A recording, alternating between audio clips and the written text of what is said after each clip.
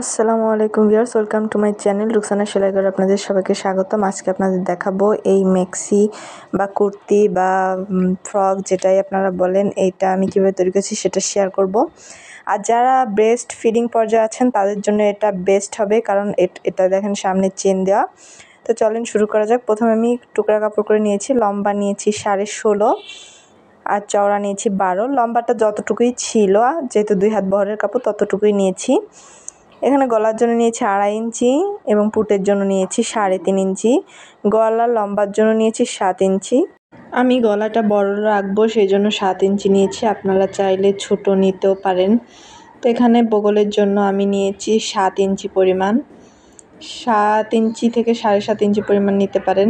বডির জন্য নিয়েছি 10 ইঞ্চি পরিমাণ, এবং কোমর যেহেতু আমি এখানে ফিতা সিস্টেম করব সেই জন্য এখানে আমি কোমরেও 10 ইঞ্চি পরিমাণ নিয়েছি। এটা করতে আমার 3.5 গজ কাপড় নিয়েছি, আর এটা ছিল 2 হাত বহরের। তো আপনারা যারা 2.5 হাত বহরে করতে পারেন তখন সেটা হবে কি নিচের ঘেরটা অনেক বেশি হবে।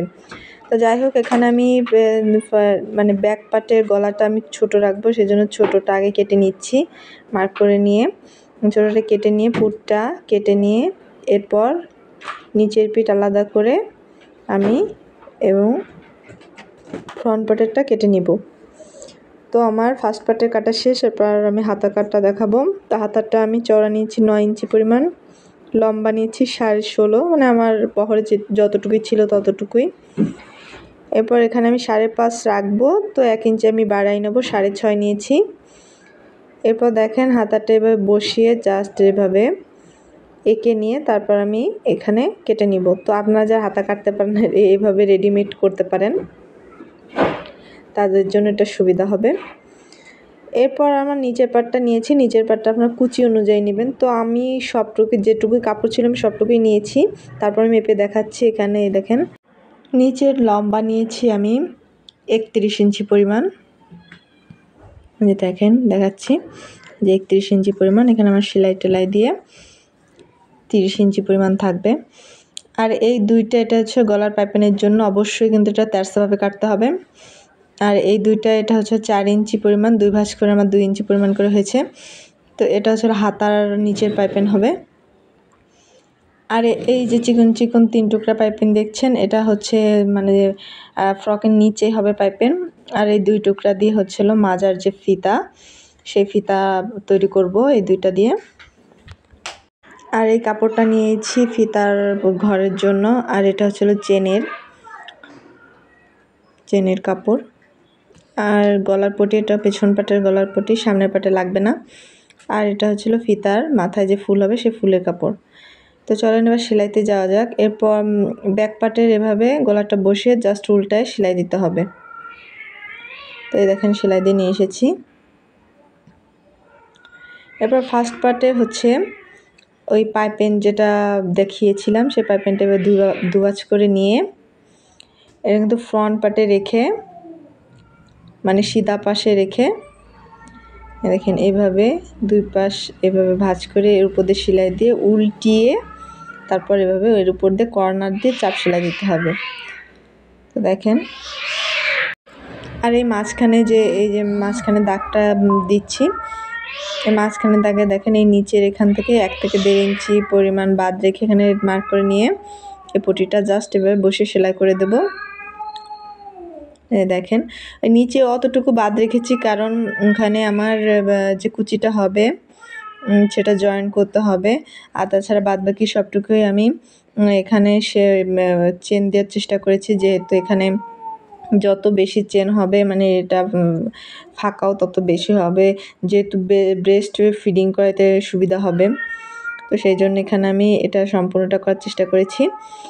এরপর দেখেন এভাবে ভাঁজ করে উল্টিয়ে দিয়ে জাস্ট এই 2 সুতা পরিমাণ এভাবে রেখে ভাঁজ করে দিয়ে দেখেন এভাবে ভাঁজ করে দিতে হবে 2 পাশেই, যাতে এর উপর দিয়ে এর নিচ দিয়ে যে চেনটা সেলাই হবে চেনটা দেখা না যায়, যেহেতু এটা আমাদের ফ্রন্ট পার্টে থাকবে সেই জন্য। তো এই দেখেন এভাবে হবে। আর এই যে চেনটা কীভাবে বসাইতে হবে দেখেন, এই চেনটা নিচ দিয়ে এভাবে ভাঁজ করে দিয়ে যে মাথারটুকু ভাঁজ করে দিয়ে এই নিচ থেকে এইভাবে ঠিক সমানভাবে এই জোড়া যেখানে আছে সেখানে বসাইতে হবে। তারপরেও যদি আপনার চেন লাগানো বেশি করতে চান আমার ইউটিউবে দেওয়া আছে, এছাড়া আমি ডেসক্রিপশন বক্সে দিয়ে দেবো, আপনার সেখান থেকে দেখে নেবেন। এরপর ব্যাক পার্টেরটা এনে এভাবে সেলাই করে দিতে হবে।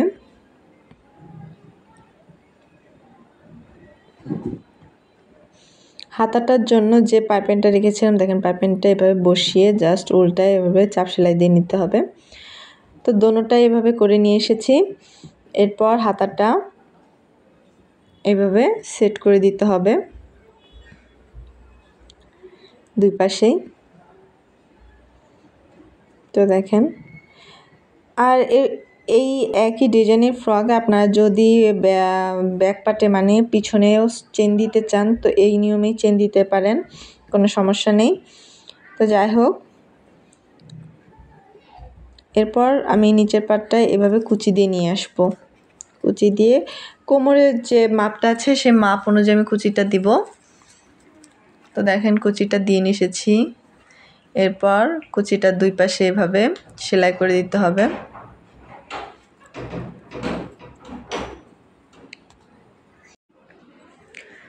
তো এভাবে দুই পাশে সেলাই দিয়ে নিয়ে আসবো। তো দেখেন দুই পাশে সেলাই দিয়ে নিয়ে এসেছি।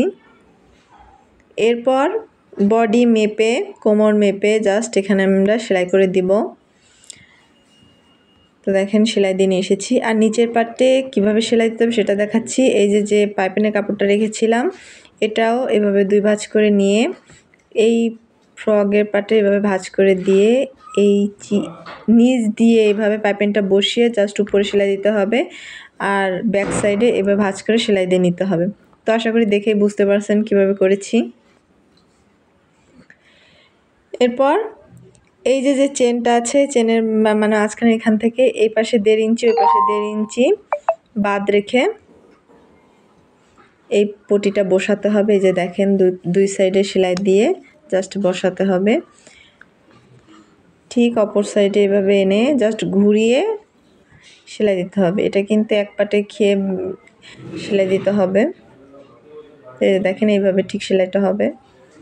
তো এই যে দেখেন দুই পাশে এই যে ছিদ্র আছে পাইপিনটা ঢোকানোর, আর এই যে পাইপিনটা। তো পাইপিনটা বানানো এটাও টিউটোরিয়াল আমার ইউটিউবে দেওয়া আছে, এছাড়া আমি ডেসক্রিপশন বক্সে দিয়ে দেবো, আপনারা সেখান থেকে দেখে নেবেন।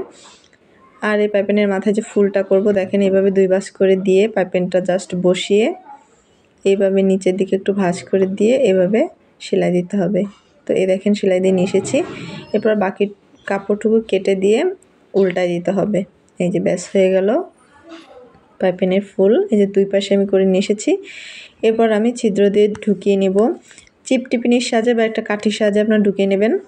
তো এরপর এখানে ফুল করে দিয়েছি, ব্যাস হয়ে গেল আমার ফ্রকটা। তো কেমন হয়েছে সবাই কমেন্ট করে জানাবেন।